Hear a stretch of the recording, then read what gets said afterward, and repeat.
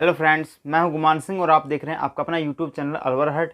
तो दोस्तों आज हम बताने वाले हैं आपको एनसीएफ 2005 के बारे में।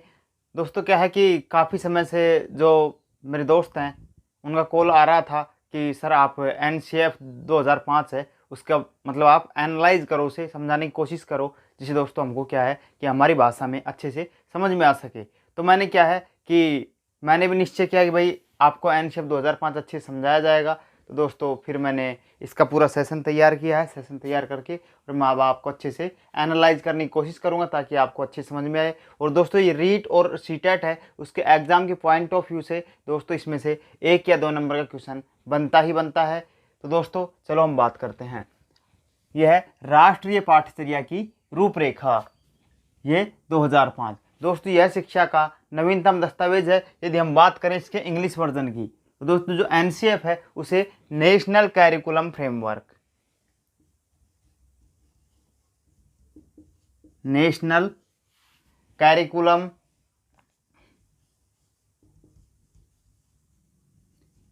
फ्रेमवर्क कहा जाता है,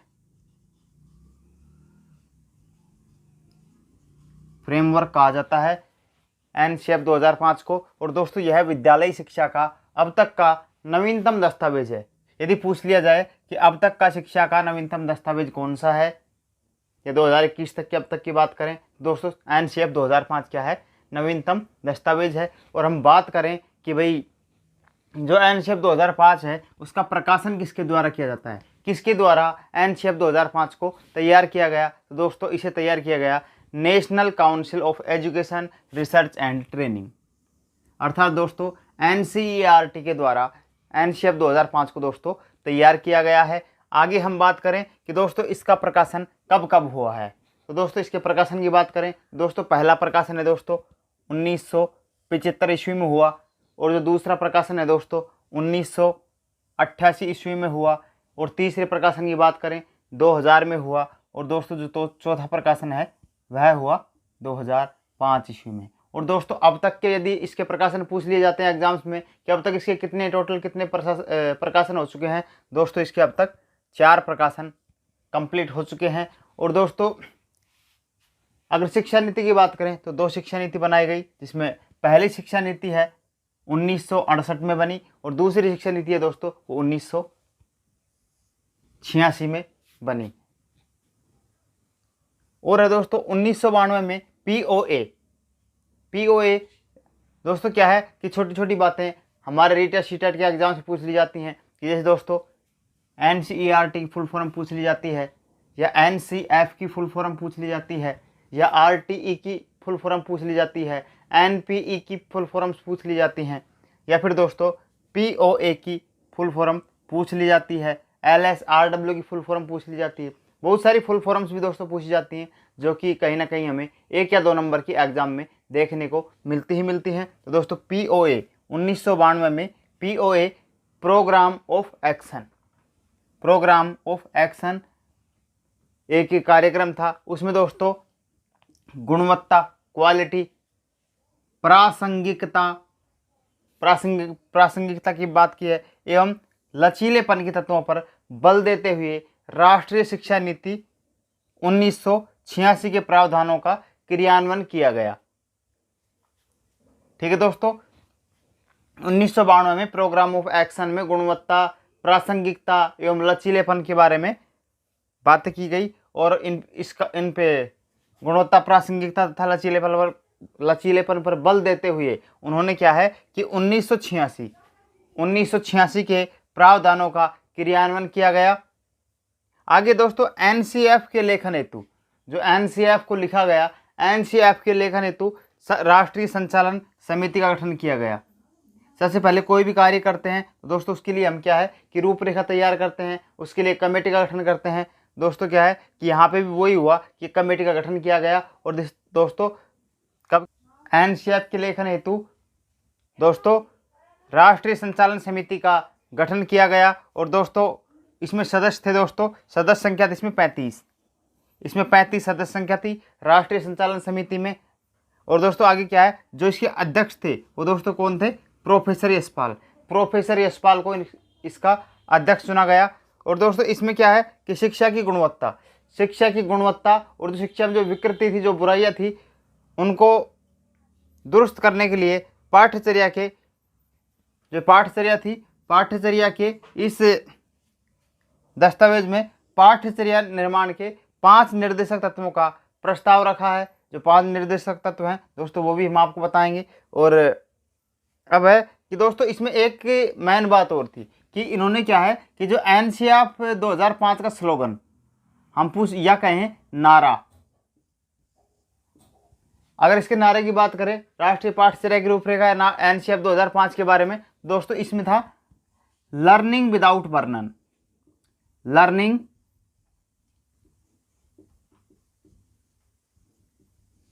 विदाउट बर्डन, अर्थात इन्होंने कहा कि शिक्षा बिना बोझ के। क्या कहा दोस्तों कि शिक्षा होनी चाहिए जो बिना बोझ की होनी चाहिए।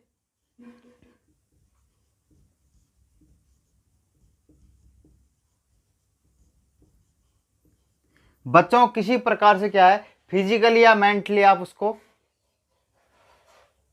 टॉर्चर नहीं कर सकते, आप दोस्तों उसे परेशान नहीं कर सकते। इसमें यह भी एक खास बात थी कि लर्निंग विदाउट बर्डन ये कौन से एनसीएफ में दिया गया, तो दोस्तों 2005 में दिया गया। अब तक 4 एनसीएफ क्लियर हो चुके हैं। राष्ट्रीय शिक्षा नीति 2 बार बनी, 1968 में, 1986 में, ठीक है। और दोस्तों आगे है कि एनसीएफ 2005 की रूपरेखा हेतु प्रोफेसर यशपाल के नेतृत्व में, एनसीएफ 2005 की रूपरेखा हेतु प्रोफेसर यशपाल के नेतृत्व में अध्यक्षता वाली समिति ने 21 फोकस समूहों का गठन किया। दोस्तों की जो यशपाल ने जो कमेटी तैयार की, प्रोफेसर यशपाल ने जिसकी अध्यक्षता की या उस कमेटी का जो नेतृत्व किया, तो दोस्तों यहाँ बनाई गई थी राष्ट्रीय संचालन समिति। इसके अध्यक्ष कौन थे? प्रोफेसर यशपाल।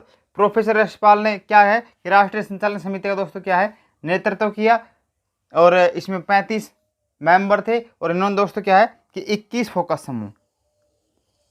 फोकस समूह का गठन किया। और दोस्तों क्या है कि यदि हम इसकी बात करें उद्भव की, कि इसका उद्भव कहाँ से हुआ, तो दोस्तों क्या है यदि हम बात करें कि एनसीएफ का उद्धरण कहाँ से हुआ, तो दोस्तों ये उद्धरण हुआ दोस्तों कि जो रविंद्रनाथ टैगोर थे दोस्तों, उन्होंने क्या है कि एक निबंध लिखा था, उसका नाम था दोस्तों सभ्यता एवं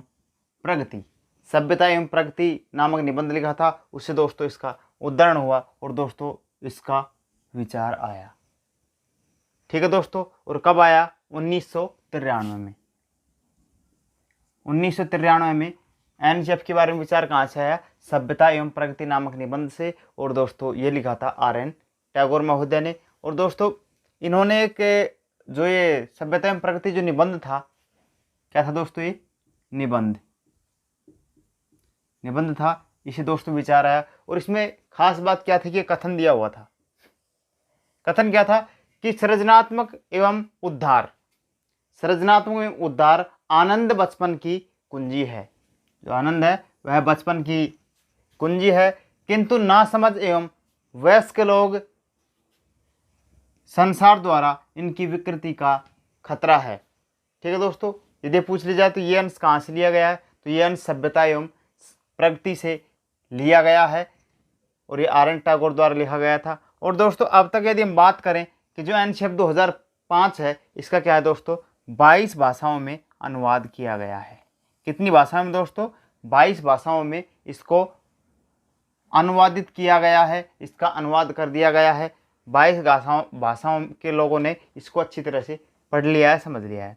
आगे है विभिन्न विषयों के मध्य, जो भिन्न भिन्न विषय होते हैं, बहुत सारे विषय होते हैं, उनके मध्य दीवारें इतनी नीची कर दें कि छात्रों को समग्रता से समझने वाली खुशी हासिल हो सके, वह चेहरा चमक उठे। मतलब क्या है कि सभी विषयों की दीवार इतनी नीचे कर दें, उनमें आपस में इतना सहसंबंध स्थापित कर दें कि जो बच्चे हैं उनको अच्छी तरह समझ सकें और उनके चेहरे खुशी से चमक उठें। ये कहना था किसका? प्रोफेसर यशपाल महोदय का, जिन्होंने क्या है कि एनसीएफ 2005 का नेतृत्व किया, 22 फोकस समूह बनाए और उन्होंने क्या है कि एनसीएफ के बारे में एनसीएफ का एक नवीनतम दस्तावेज भारतवर्ष को दिया। और दोस्तों एनसीएफ के क्या है कि कुछ मार्गदर्शी सिद्धांत हैं दोस्तों, 5 मार्गदर्शी सिद्धांत हैं एनसीएफ में दोस्तों। वो क्या क्या हैं कि ज्ञान को, जो विद्यालय का ज्ञान है उसको बाहर के वातावरण से जोड़ा जाए या बाहरी जीवन से जोड़ा जाए या बाहरी वातावरण से जोड़ा जाए। आगे है रटंत प्रणाली से मुक्ति। एनसीएफ 2005 में जो मार्गदर्शी सिद्धांत था उसमें कहा गया है कि रटंत प्रणाली से मुक्ति हो, ये रूट लर्निंग है जो बैन हो, कि रटा हुआ क्या है कि हम भूल जाते हैं। तो दोस्तों क्या है कि हमें अधिक से अधिक समझने पर फोकस करना है, समझ करके अच्छे अंक लेकर के हमें सफलता हासिल करनी है। कि भाई ओनली पास होना ही व्यक्ति का लक्ष्य नहीं होना चाहिए, उसको समझना चाहिए। रटने से क्या है व्यक्ति सफल हो सकता है कुछ रेयर केसेज में, पर क्या है कि वह आखिरी उसके सेंस को नहीं समझ पाता। ओनली उस प्रकार की शिक्षा ओनली औपचारिक शिक्षा होती है। आगे है पाठ्यचर्या पाठ्य केंद्रित न रह जाए। उन्होंने क्या है कि हम जो किताबें थी वो एक जो पाठ्यचर्या थी, एक पाठ्यचर्या थी, एक सिलेबस था विद्यालय का, वो ओनली एक किताब में ही सिमट करके रह गया था। उसमें क्या है ओनली किताब पर फोकस किया जाता था कि ऐसे एक महानुभाव क्लास में एक बच्चे को खड़ा कर देते थे कि भाई लो बच्चों किताब पढ़ के सुनाओ, राम आम खाता है, सीता गाना गाती है, वगैरह वगैरह बहुत सारी चीज़ें इस प्रकार से पढ़ा दी जाती थी। और वो क्या है उसका ना कोई सेंस होता था, बच्चे क्या सुन के और अपने चले जाते थे। अब ये देखा जाएगा कि अब शिक्षा है पाठ्य पुस्तक केंद्रित ना होकर के दोस्तों क्या है बस्ते के बोझ को कम किया जाएगा। लर्निंग विदाउट बर्डन, शिक्षा बिना बोझ के होगी। और दोस्तों क्या है कि शिक्षा बाल केंद्रित भी होगी। तो दोस्तों यदि अब पूछ लिया जाए कि शिक्षा किस प्रकार की होनी चाहिए, शिक्षा बाल केंद्रित होनी चाहिए, ना कि पाठ्य पुस्तक केंद्रित या पाठ्य केंद्रित।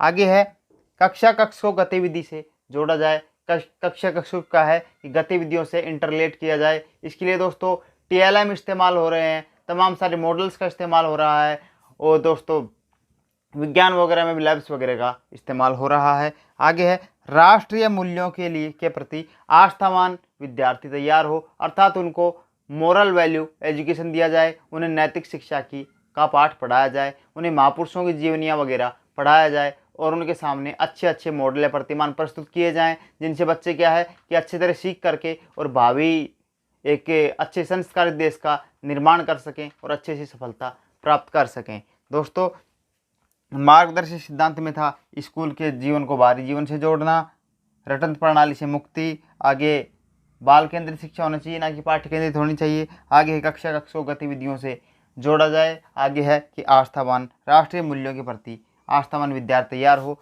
दोस्तों क्या है आज हमने एनसीएफ 2005 के बारे में कुछ फैक्ट्स को बताने की कोशिश की, और दोस्तों हम उम्मीद करते हैं कि आज का सेशन दोस्तों आपको काफ़ी अच्छे से पसंद आया होगा, काफ़ी अच्छा लगा होगा। दोस्तों आगे क्या है कि कुछ जो जानकारियां हैं एनसीएफ से रिलेटेड वो हम आपको सेकंड या थर्ड पार्ट में आपको कंप्लीट करवाने की पूरी कोशिश करेंगे। और दोस्तों हम उम्मीद करते हैं कि दोस्तों आज का सेशन आपको अच्छा लगा होगा। यदि आपको दोस्तों हमारी वीडियो पसंद है दोस्तों आप हमारी वीडियो को लाइक कर सकते हैं। आप यदि चैनल पर नए हैं तो हमारे चैनल को सब्सक्राइब कर सकते हैं।